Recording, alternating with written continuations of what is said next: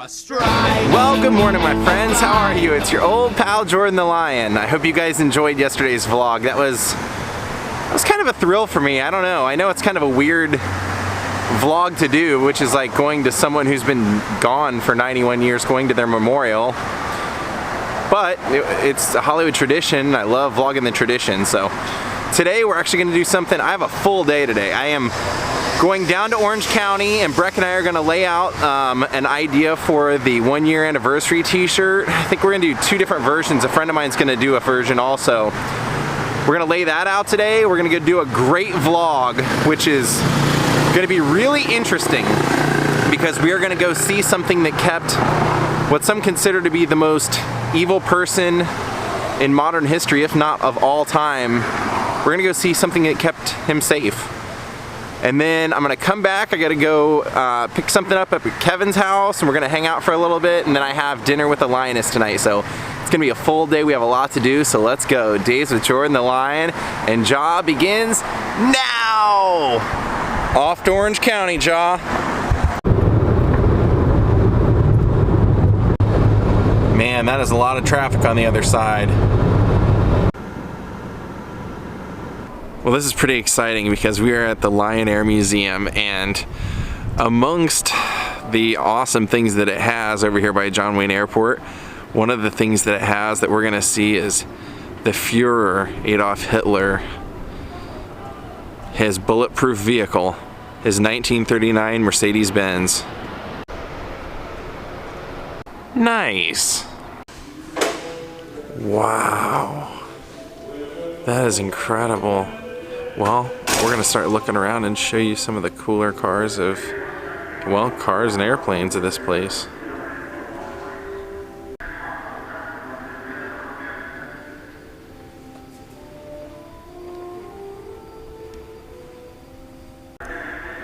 The Willideen.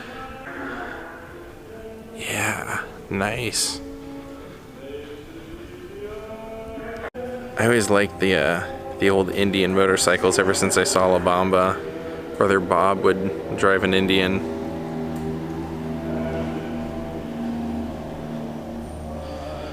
Look at this, all the planes are leaking oil. Tribute to the mighty 8th Air Force. That probably explains why the Hitler car is here. There you can see an airplane taking off outside.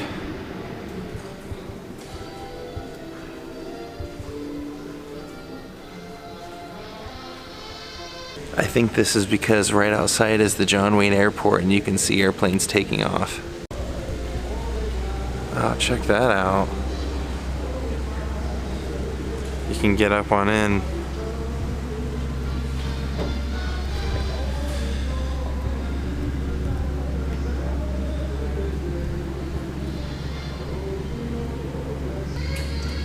We're watching a pilot take off right here out of John Wayne Air Force, or John Wayne Airport, sorry.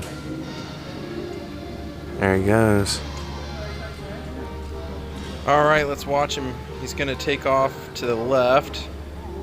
Oh, I think he's gonna go behind that plane. We probably won't be able to see him take off. Bummer. Oh, look at this. I always love this look of planes with the shark's teeth and everything on them, the military planes.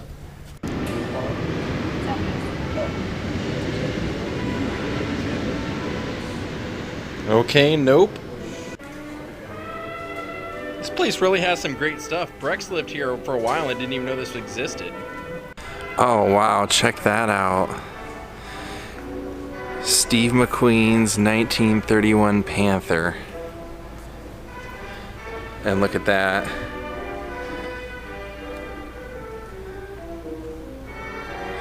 Oh, that is awesome. Original leather seat with a sidecar that looks like a boat, literally. Wow, that is cool. Can you imagine Steve McQueen racing around on that? Man, that thing's beautiful.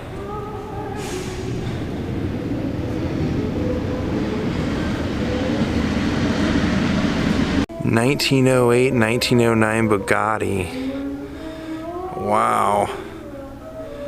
It's all chromed out. Wow, look at that. Oh wow, look at that. That's a little creepy, isn't it?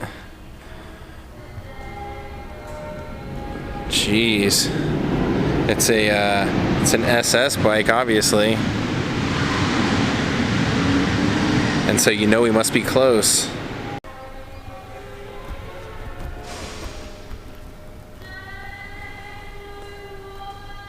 Wow, look at this old 1940s Helms bakery truck. That's kind of cool. I've never seen one. You always hear people out here talk about them. Like when you go to some of those museums that I go to, like the Valley Relics Museum, they'll always talk about the old Helms bread trucks driving around through the valley delivering bakery goods. Kind of cool to see inside of one, actually. It's pretty cool. Oh yeah. Choice of Olympic champions. Oh, that's where you put to pull more bread out. That's pretty cool.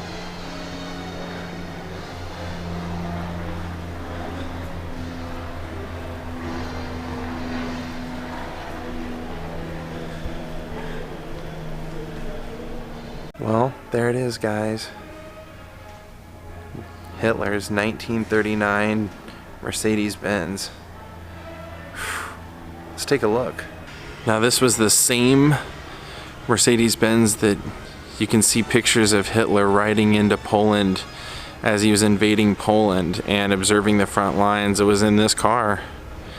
Now they've actually, surprisingly, had to do very little restoration. They said online that the tires were actually so worn out and rotted out from the weight of the car that they could only find Israeli tires, which is kind of ironic, isn't it? But this was a bulletproof car. Look at that. And the interiors are exactly the same. Wow. Man. Kind of creepy feeling, isn't it? And they actually have a little storyboard down here that tells the story of this car, and it actually shows pictures of him in it right here.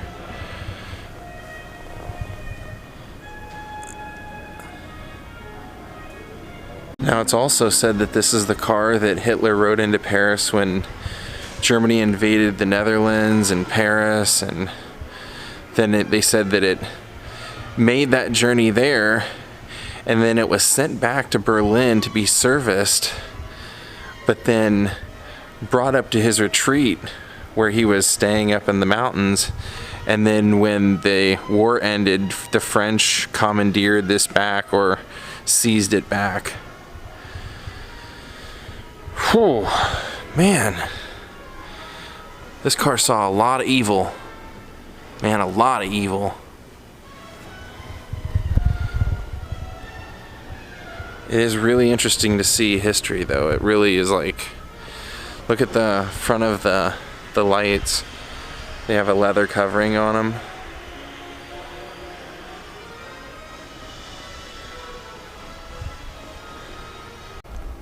Now, if you look right at the very top of the windshield, you'll see there's a handle up there. And the reason that handle is there is because they said that, unlike many of the dictators who like to sit in the back of their car while it was being chauffeured around, Hitler liked to stand and sit up here in the front, right in this seat. He liked to stand there and hold on to that and survey the crowds out in front of him. And also to show his strength and power by towering over everyone as they drove by. Now you'll notice right here in this side panel, the passenger side, there's a couple little pamphlets and pockets. Those were actually holsters for guns that he insisted on having a gun and 2 clips in the passenger seat, as well as in the very back seats, which is where the his guards would sit, apparently.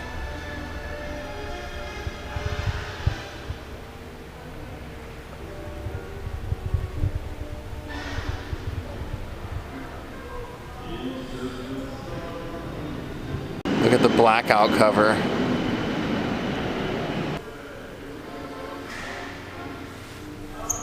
Isn't that crazy that such a weird piece of history remains? I mean, it's good to see because you definitely can learn a lot from it. Look, there's coverings on the floorboards as well. God, that is so weird to think that that horrible person used to stand and sit here, which is probably why the seat goes up like that. And there's the handrails up there, as well as right there. He would have them put in the front as well, kind of for balance, it says. And sure enough, there he stands right there in that front passenger seat. Jeez, chilling.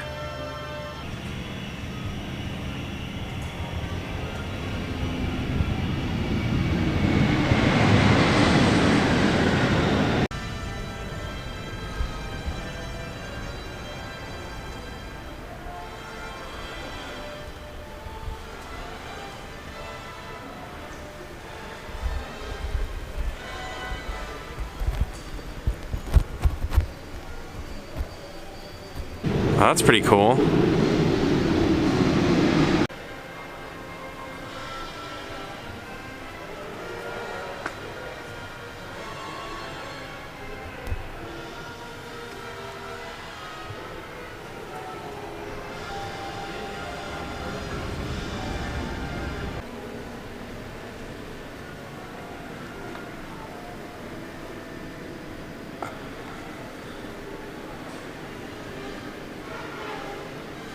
(1943) German Ketteren tracked motorcycle. I hate to make the comparison, but it reminds me of the vehicles they used to have the characters in He-Man riding around on.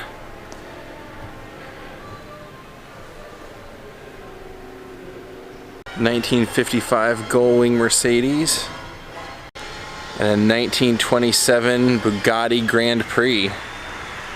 Actually looks pretty cool. William Grover Williams, race car driver. So this must have been his car. Or it says it was one similar to this one that won the 1929 British Grand Prix, or Monaco Grand Prix, I believe. Pretty cool looking car though.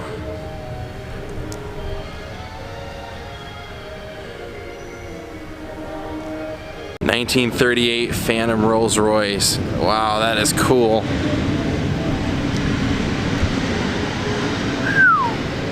I love that car. Those old Rolls Royce, those are that is just a sign of class right there.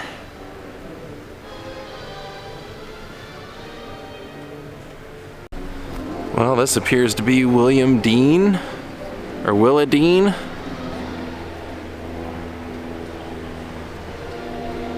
Hopefully we'll get to see an airplane take off in the time that we're here.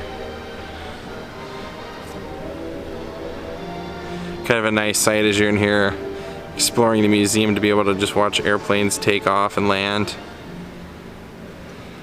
Oh, come on, just one or two would be nice. Just one takeoff. You can definitely hear them all over. There's one. There's one taking off.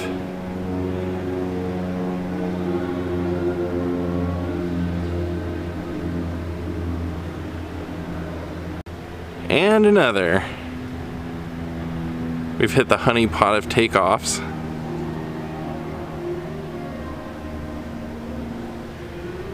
And to my grandpa, they're playing Sunrise Serenade on the speakers above me right now. Thought you'd enjoy that.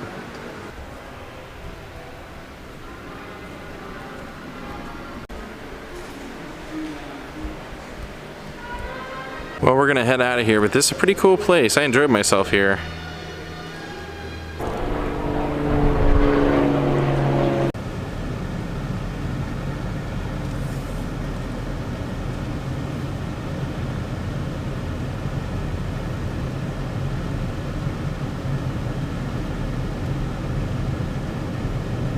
So Breck and I are here just designing the 1 year of vlogging anniversary t-shirt.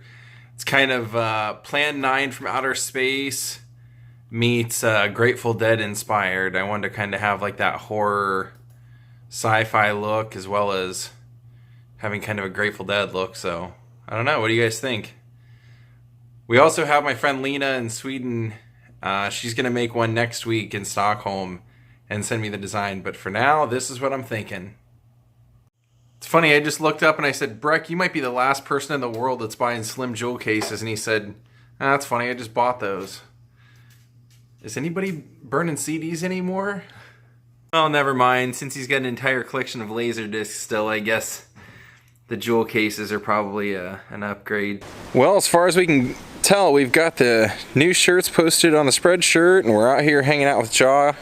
He's gonna play with the turtle a little bit, and then we're gonna get out of here. Oh man, sorry guys, he's relieving himself on Breck's lawn. We're gonna get out of here and probably go meet up with Kevin. Breck's in the process of painting his house by hand. He's not hiring anybody to do it, he's doing it himself, so he's about half done, you can tell. Well, at least we're close to home.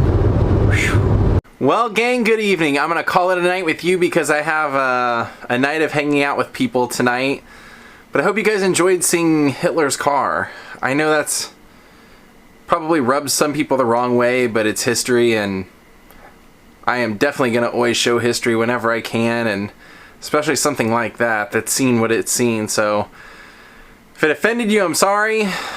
Look at it from a historical perspective, and that's all I can say. I've been wanting to see that for a while, and today I'm glad I went, and it's pretty impressive. Just, I think they said that there were only 55 of those made, and they were made for the German military in 1939 for Hitler to basically make it look like the that Germany was gaining presence and it was getting bigger and everything. So that's why that vehicle was so massive. It was really a massive vehicle to stand right beside it. So I hope you guys enjoyed it. If you're ever in Costa Mesa, go check it out, and have a great night. I wanted to thank Nancy Hopple for making a donation today, and thank you guys for watching. Have a great night, and I will see y'all tomorrow.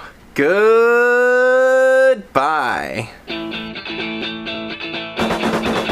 You are stripes and you're right. You kicked all the fools